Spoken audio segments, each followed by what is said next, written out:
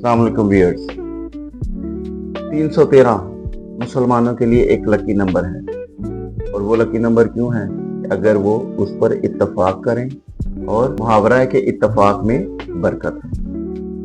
अब इसकी वजाहत इस तरीके से करूंगा कि फिजिक्स की क्लास में एक टीचर अपने स्टूडेंट्स को बताने लगे कि फौजी जब मार्च कर रहे होते हैं तो इस दौरान रास्ते में कोई पुल आ जाए तो उन्हें डिसिप्लिन तोड़ते हुए मार्च खत्म करके नॉर्मल अंदाज में उस पुल पर को पार करने को कहा जाता है। इसकी वजह यह होती है कि जब मार्च करने वाले अंदाज में तमाम फौजी एक ही वक्त में अपना पांव जमीन मारते हैं तो एनर्जी का एक बहुत बड़ा ब्लॉक बनता है, जिसकी सख्त उस पुल के पार्टिकल्स बर्दाश्त नहीं कर पाते।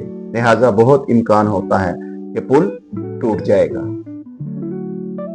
इस पर एक स्टूडेंट ने अपने टीचर से सवाल पूछा कि सर, कितने फौजी इस तरह करें तो पुल गिरेगा? उस टीचर ने जवाब दिया कि यह पुल की साख्त और मटेरियल पर मुनहसर होता है। इस पर उसने दूसरा सवाल किया कि उसी पुल पर गाड़ियां और दीगर अफराद भी चल रहे होते हैं, तब यह पुल क्यों नहीं गिरता? उस टीचर ने जवाब दिया कि वो बैक वक्त एक ही तरह की एनर्जी ब्लॉक नहीं बना रहे होते, लिहाजा उनकी बनाई गई एनर्जी पुल की वाइब्रेशन जाया कर देती है।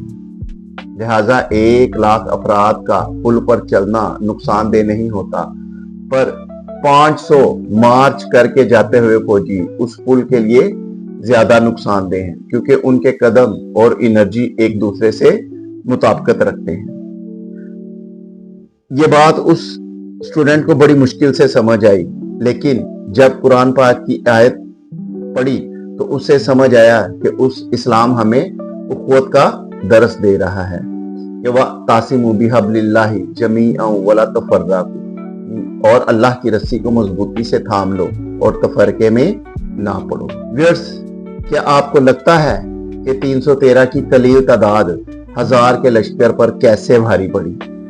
उनकी एनर्जी एक थी। वो जिस कुफ्र पर ज़रब मार रहे थे, यानी कि कुफर को यहाँ पर मैं पुल से तशबीह दूंगा कि वो जिस कुफर यानी पुल पर ज़रब मार रहे थे उसके लिए इनकी सोच एक जैसी थी, तब ही वो पुल गिर गया।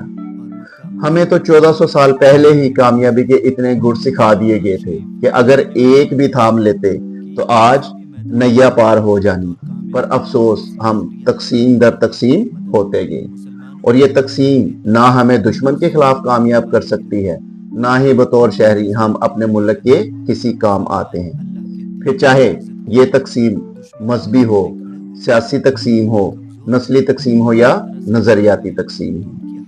मेरा ख्याल है कि आप मेरी बात से इत्तफाक करेंगे और मेरी बात को समझने की कोशिश करेंगे कि इत्तफाक में बरकत है।